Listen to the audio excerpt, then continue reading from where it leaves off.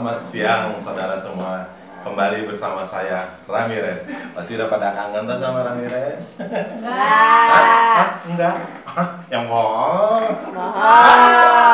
Berarti Ramirez yang kegeeran. Ya udah, saya hari ini mau memberikan informasi seputar UCC. Biasanya sekretaris saya tuh si Pak saya yang bikin. Cuman sekarang dia kan lagi stay at home. Ngomong apa sih? Baik, saya bacakan informasinya. Yang pertama, jangan lupa follow IG UCC @UCC Bandung. Nah, yang kedua, YouTube channel UCC di apa tuh? UCC Bandung. Pokoknya jangan lupa itu di subscribe. Gimana sih dibacanya sih? Subscribe. Nah, itu sama tombol lonceng notifikasinya jangan lupa di.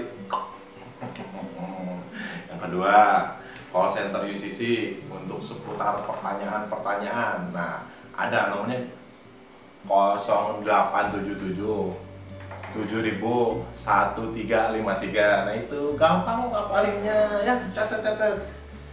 Nah, bagi saudara-saudara yang mau memberikan persembahan dan perpuluhan bisa ke nomor rekening 777-0666-168 atas nama Elvina Suryadinata. Yang keempat, informasi seputar klub. Yang mau join, yang mau nanya-nanya soal klub, bisa tuh nanya ke call center yang tadi.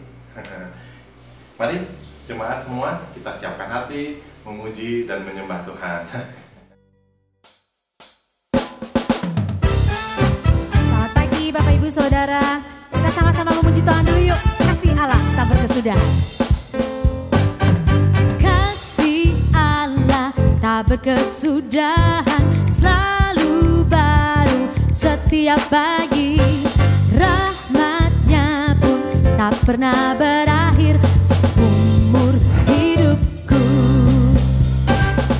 Kasih Allah tak berkesudahan, selalu baru setiap pagi. Rahmatnya pun tak pernah berakhir seumur hidupku.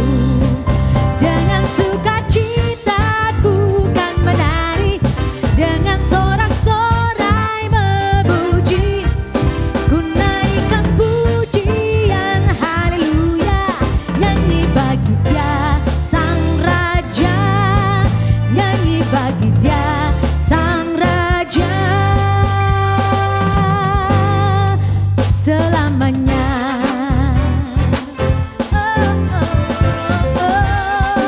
Kasih Allah tak berkesudahan.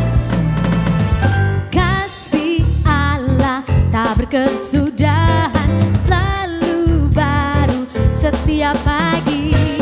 Rahmatnya pun tak pernah berakhir seumur hidupku. Kasih Allah tak berkesudahan, selalu baru setiap pagi. Rahmatnya pun tak pernah berakhir seumur hidupku. Dengan sukacita ku kan menari, dengan sorak-sorai memuji, ku naikkan pujian haleluya, nyanyi bagi Dia Sang Raja. Dengan sukacitaku kan menari, dengan sorak-sorai memuji, ku nyanyikan pujian haleluya, nyanyi bagi Dia Sang Raja, nyanyi bagi Dia Sang Raja, nyanyi bagi Dia Sang Raja selamanya.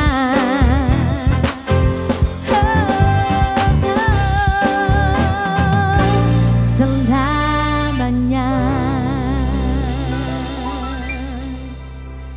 Selama-lamanya hatiku tidak akan berubah Bapa. Aku mau cinta Engkau, aku tetap mau mengikut Engkau. Mari kita sama-sama menyembah Dia.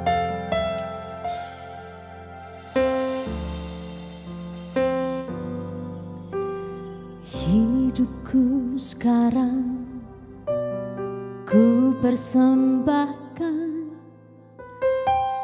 di hadapan-Mu, oh Yesus Tuhan. Terimalah sekarang persembahanku, korban yang harum dan menyenangkan-Mu.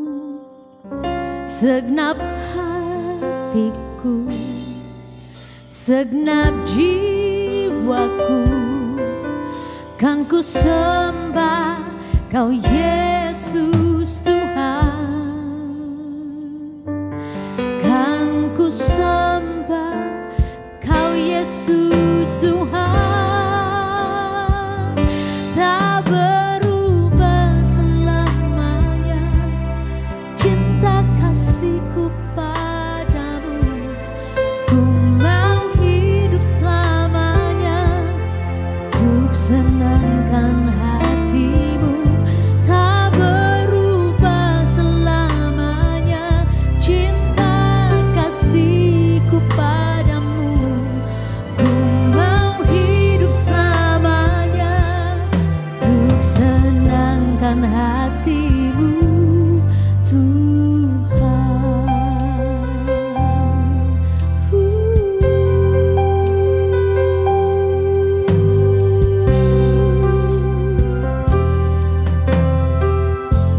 Mari nyanyikan lagu ini dengan hati yang tulus. Hidupku sekarang ku persembahkan di hadapan-Mu, oh Yesus Tuhan. Terimalah sekarang persembahanku, korban yang harum dan menyenangkan-Mu. Segenap hatiku, segenap jiwaku, kan ku sembah Kau Yesus Tuhan. Kan ku sembah Kau Yesus Tuhan. Tak berubah selamanya cinta kasihku padamu. Ku mau hidup selamanya untuk senangkan hatimu. Tak berubah selamanya cinta kasihku padamu. Ku mau hidup selamanya untuk senangkan hatimu. Tak berubah selamanya cinta kasihku padamu. Ku mau hidup selamanya untuk senangkan hatimu. Tak berubah selamanya cinta kasihku padamu. Ku mau hidup selamanya untuk senangkan hatimu, Tuhan.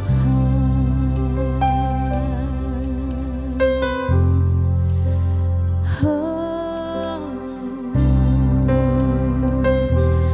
untuk senangkan hatimu, Tuhan.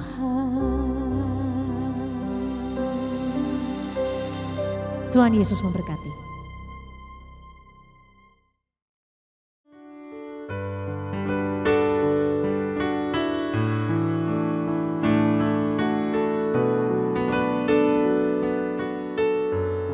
Hello United Bandung, senang sekali saya boleh punya kesempatan untuk melayani kalian.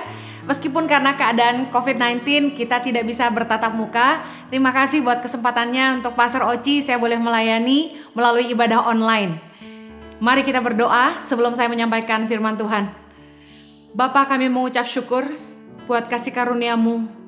Kalau sampai hari ini pemeliharaan-Mu sempurna dalam hidup kami. Terima kasih ya Tuhan. Bapa, sebentar kami mendengarkan firman-Mu. Berbicaralah buat setiap kami. Tumpahkanlah isi hati-Mu. Berikan hikmat dan wahyu supaya kami boleh memahami setiap firman-Mu dan beroleh kasih karunia untuk menghidupinya. Tolong hamba-Mu Tuhan, karena sungguh tanpa Engkau hamba tidak mampu. Berkatilah umat-Mu, biar Kristus selalu dipermuliakan dalam hidup kami. Hanya di dalam nama Yesus kami berdoa. Amen. Saya akan menyampaikan khotbah dengan judul Ready for the Winter. Di dalam Amsal 6 ayat yang ke-6, hai pemalas, pergilah kepada semut, perhatikanlah lakunya dan jadilah bijak. Ayat yang ke-7 berkata begini, biarpun tidak ada pemimpinnya, pengaturnya atau penguasanya. Ayat ke-8, ia menyediakan rotinya di musim panas dan mengumpulkan makanannya pada waktu panen. Firman Tuhan mengajar kita untuk kita belajar kepada semut, memperhatikan bagaimana semut berperilaku supaya kita menjadi bijak. Firman Tuhan mengajarkan kepada kita bahwa semut itu adalah makhluk yang sangat kecil tetapi pekerja keras, yang bekerja keras di musim panas dan mengumpulkan makanannya pada waktu panen. Segala sesuatu ada masanya. Hidup kita ada musimnya. Kita harus selalu berusaha mengenali zaman, mengenali waktu. Kita harus punya cadangan untuk hal-hal yang tidak terduga. Selalu siap untuk menghadapi musim dingin seperti semut. Semut itu bekerja keras di musim panas supaya ketika musim dingin datang, mereka tahu itu adalah masa-masa mereka mengalami kesulitan mencari makan, tapi mereka sudah punya cadangan untuk menghadapi musim dingin. Matius 25 ayat 13, Yesus juga berkata kepada kita begini, karena itu berjaga-jagalah, sebab kamu tidak tahu akan hari maupun akan saatnya. Bahkan untuk hari Tuhan, Yesus sudah mengatakan kepada kita untuk kita berjaga-jaga. Dalam bahasa Inggrisnya, stay alert. Kita harus selalu berjaga-jaga, siap sedia. Pelajaran dari semut adalah semut selalu bersiap-siap, punya persiapan yang matang. Di dalam 2 Timotius 3 ayat yang pertama, Rasul Paulus juga menuliskan, ketahuilah bahwa pada hari-hari terakhir akan datang masa yang sukar. Rasul Paulus telah mengingatkan kepada kita bahwa akan datang masa yang sukar. Oleh karena itu, kita harus selalu bersiap-siap menghadapi hari-hari sulit. Musim dingin bicara musim di mana hidup kita akan mengalami kesukaran. Masa-masa sulit, masa-masa gagal panen. Ketika semua serba sedikit. Firman Tuhan mengajarkan supaya kita siap menghadapi masa-masa sukar. Bagaimana supaya kita siap menghadapi musim dingin? Yang pertama, hiduplah dipimpin oleh Roh Kudus. Yohanes 16 ayat 13 berkata begini, tetapi apabila ia datang, yaitu Roh kebenaran, ia akan memimpin kamu ke dalam seluruh kebenaran, sebab ia tidak akan berkata-kata dari dirinya sendiri, tetapi segala sesuatu yang didengarnya, itulah yang akan dikatakannya, dan ia akan memberitakan kepadamu hal-hal yang akan datang. Kita tidak perlu pergi ke peramal, kita tidak perlu search di Facebook untuk apps-apps yang bisa menjelaskan apa yang akan terjadi di depan. Anda harus tahu yang pegang kendali untuk masa depan kita adalah Tuhan. Hiduplah dipimpin oleh Roh Kudus, yaitu Roh kebenaran yang Tuhan berikan. Roh Kudus dicurahkan ketika Yesus kembali ke sorga. Yesus menjanjikan Roh Kudus bagi kita, yang merupakan Roh kebenaran yang akan menyampaikan kepada kita, memberitakan kepada kita hal-hal yang akan datang. Kita memang tidak tahu apa yang akan terjadi di masa depan. Tapi kalau kita hidup dipimpin oleh Roh Kudus, Roh Tuhan akan memberitakan kepada kita hal-hal yang akan datang. Ada 2 tokoh di Alkitab yang hidupnya dipimpin Tuhan sebelum menghadapi masa sulit. Yang pertama, Nabi Nuh. Di zaman Nabi Nuh, Tuhan memerintahkan Nabi Nuh untuk membangun bahtera. Nabi Nuh belum pernah lihat banjir. Nabi Nuh belum pernah lihat banjir dan tidak pernah tahu perahu itu seperti apa. kapal seperti apa, bahtera itu seperti apa. Tapi bagaimana Nabi Nuh dipimpin oleh Roh Tuhan untuk bisa membangun sebuah bahtera dan menciptakan perahu besar yang bisa mengapung di atas banjir. Tapi karena ketaatan Nabi Nuh, meskipun dia diejek, diolok-olok, bahkan dikatakan orang-orang mengatai Nabi Nuh gila, tapi Nabi Nuh lebih percaya kepada Allah dan dia hidup dipimpin oleh Roh Tuhan. Meskipun orang-orang berkata, tidak mungkin, kamu ngapain? Tapi Nabi Nuh tetap taat dan membangun bahtera yang kemudian kita tahu ceritanya menolong seluruh keluarganya dan bahkan segala jenis binatang yang ada di bumi ini. Tokoh yang kedua yang dipimpin Tuhan hidupnya sebelum menghadapi masa sulit adalah Yusuf. Masih ingat kisah Yusuf ketika dia diberi hikmat oleh Roh Tuhan untuk menyimpan 20% dari setiap penghasilan bangsa Mesir selama 7 tahun masa kelimpahan untuk menghadapi masa susah 7 tahun kemudian. Kita tahu dalam cerita ini bahwa kemudian Yusuf telah menolong begitu banyak orang, bangsa Mesir bahkan bangsa Israel untuk melewati 7 tahun masa kekeringan. Kalau kita hidup dipimpin oleh Roh Tuhan, kita akan mengantisipasi masa-masa sulit yang akan datang. Roh Tuhan diberikan kepada kita supaya kita mengerti apa yang akan terjadi. Oleh karena itu penting sekali untuk kita taat kepada Tuhan. Meskipun orang di kanan kiri kita berkata, tidak mungkin, siapa kamu? Tapi hiduplah taat kepada Tuhan.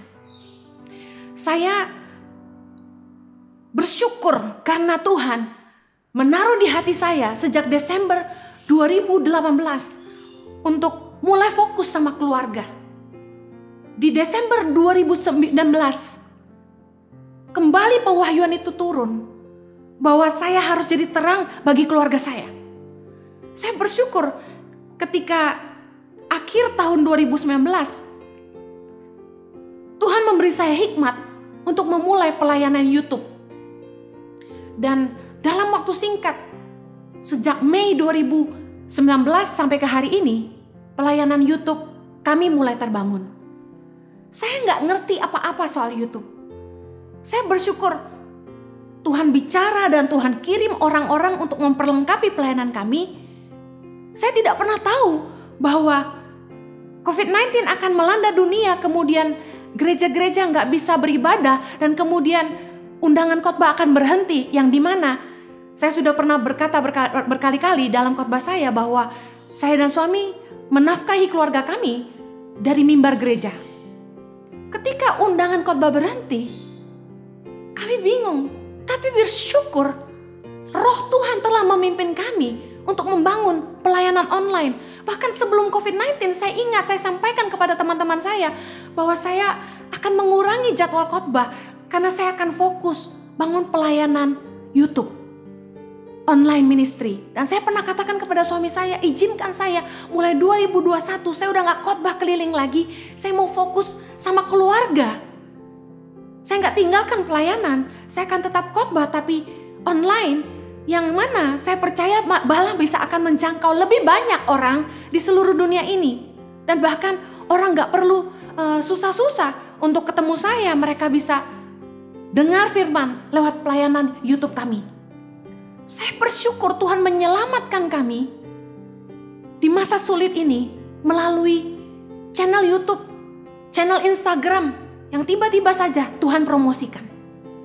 Kita harus selalu peka dan hidup dipimpin oleh Roh Tuhan. Meskipun kita tidak tahu apa yang akan datang, tapi kalau kita hidup dipimpin Tuhan, kita akan siap menghadapi masa-masa sukar. Poin yang kedua, bagaimana kita siap menghadapi musim dingin dalam hidup kita, masa-masa sulit. Yang kedua, kita harus bekerja keras di musim panas. Amsal 30 ayat 25, semut bangsa yang tidak kuat, tetapi yang menyediakan makanannya di musim panas. Dikatakan semut bangsa yang tidak kuat Anda tahu semut sangat kecil, kita pencet saja sudah selesai hidupnya. Tetapi dikatakan menyediakan makanannya di musim panas. Kesiapan kita menghadapi masa sulit bukan soal besar atau kecilnya penghasilan kita, tapi dari seberapa rajin kita bekerja dan seberapa bijak kita mengelola. Bijak mengelola berkat Tuhan di masa kelimpahan.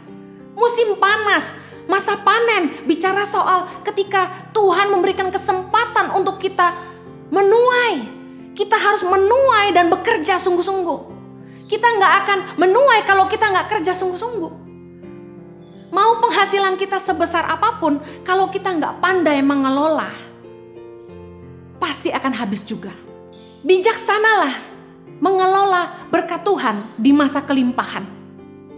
Dalam Amsal 31 ayat 25 dikatakan pakaiannya adalah kekuatan dan kemuliaan. Ia tertawa tentang hari depan. Dalam bahasa Inggris di Amplified Bible ditulis dengan sangat baik, dikatakan begini. Strength and dignity are her clothing, and her position is strong and secure. She rejoices over the future. Dikatakan knowing that she and her family are in readiness for it. Masa depan itu bicara tentang ketidakpastian. Kita nggak pernah tahu apa yang akan ada di depan kita. We never know what the future holds.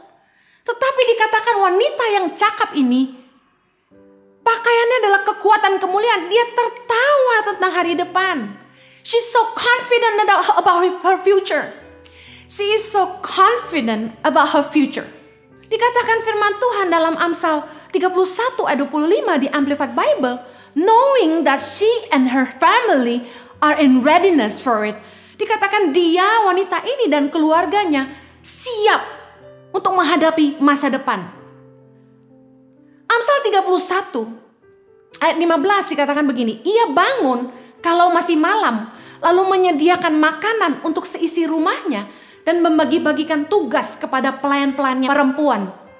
Ia membeli sebuah ladang yang diingininya dan dari hasil tangannya kebun anggur ditanaminya. Ia mengikat pinggangnya dengan kekuatan. Ia menguatkan lengannya. Ia tahu bahwa pendapatannya menguntungkan. Pada malam hari pelitanya tidak padam. Kenapa wanita ini dikatakan di Amsal 31 tadi di ayat yang ke-25, dia sangat percaya diri dengan masa depan, dia siap menghadapi masa depan? Jawabannya adalah ini. Di masa kelimpahan, dia bekerja keras. Dia rajin, dia tidak malas. Ia bangun waktu masih malam. Bahkan dia membeli sebuah ladang yang diingininya. Dari hasil tangannya kebun anggur ditanami. Ternyata ketika suaminya mempercayakan berkat Tuhan kepadanya, dia tidak hanya simpan atau habiskan, tapi dia kelola. Ia mengikat pinggangnya dengan kekuatan. Dia bukan perempuan yang malas. Dan dikatakan ia tahu pendapatannya menguntungkan. Pada malam hari pelitanya tidak padam. Malam hari bicara tentang masa-masa sulit, masa-masa kelam.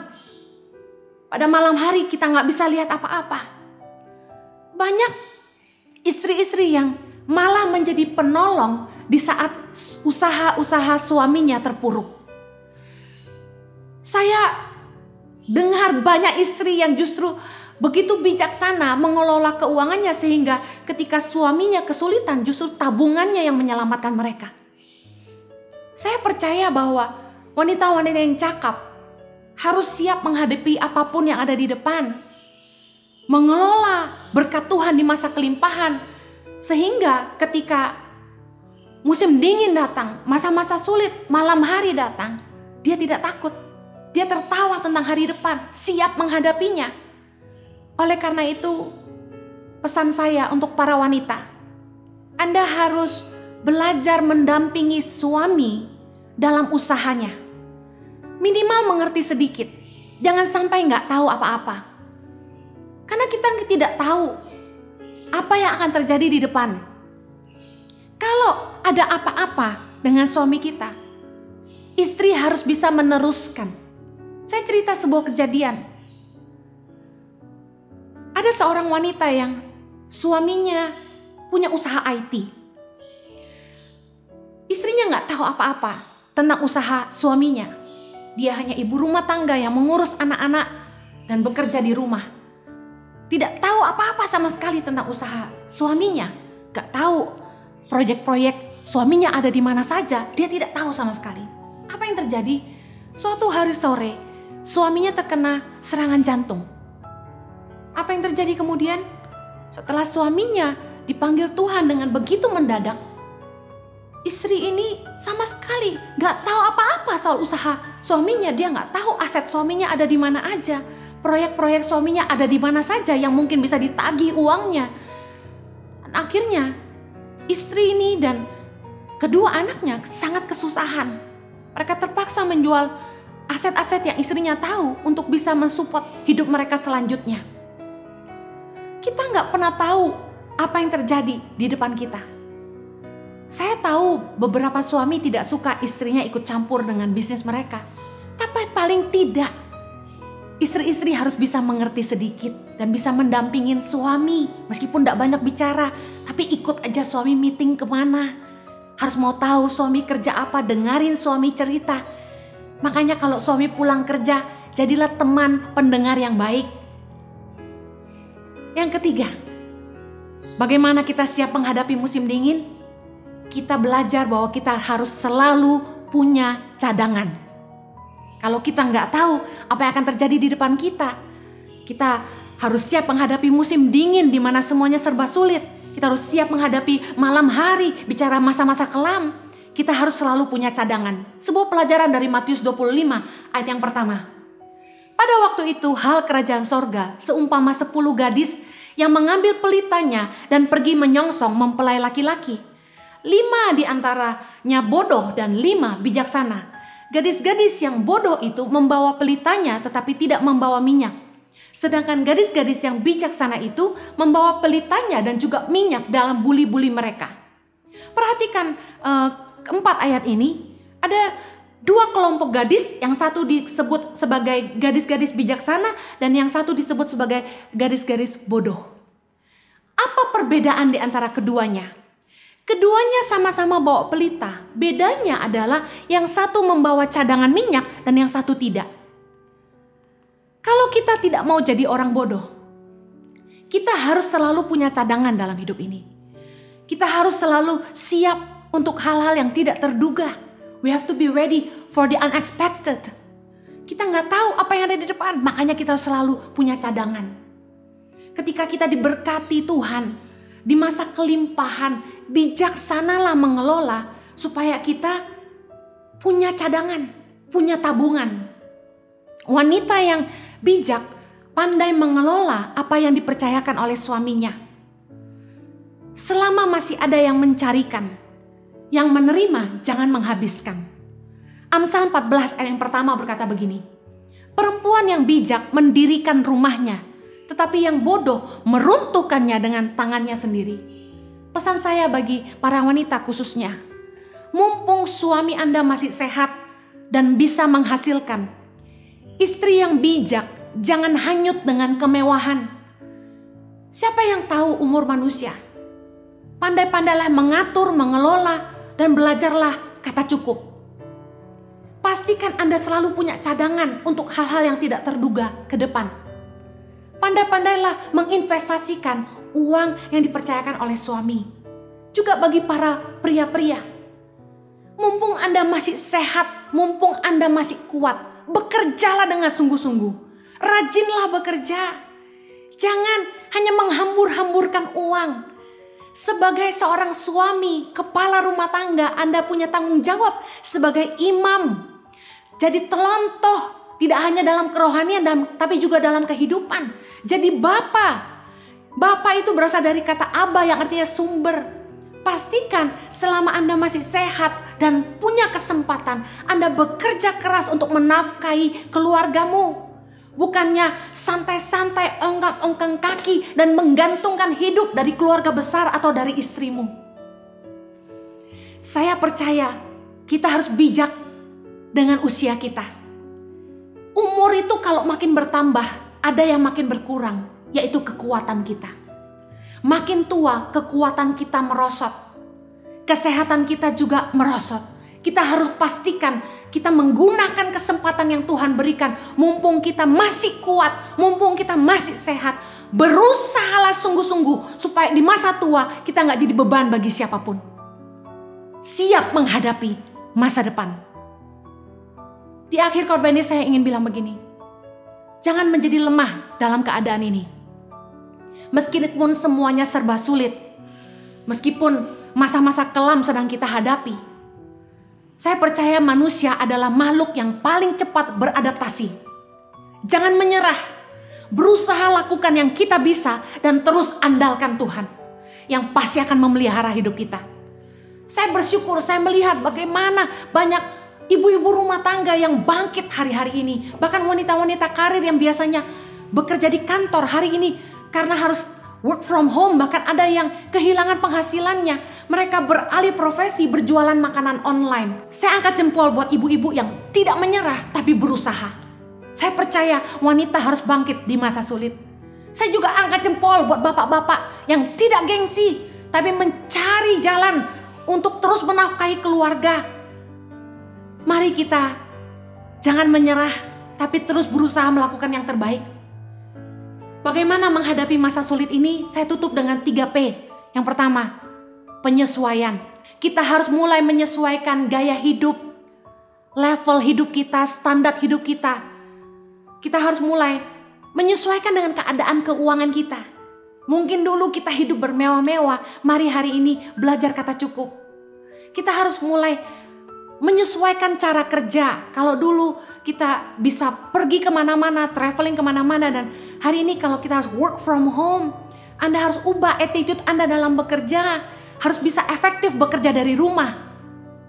Beradaptasilah. Yang kedua, P yang kedua. Bagaimana kita menghadapi masa sulit? Kita harus mulai perbaiki kembali dalam penataan, pengelolaan hidup kita. Mulai tata kembali budgeting, manajemen perusahaan, pengelolaan keuangan rumah tangga. Mari tata kembali semuanya. Pakai masa-masa yang sulit ini untuk kembali menata ulang hidup kita, menata cara kerja, menata manajemen perusahaan. Mulai pangkas yang tidak perlu.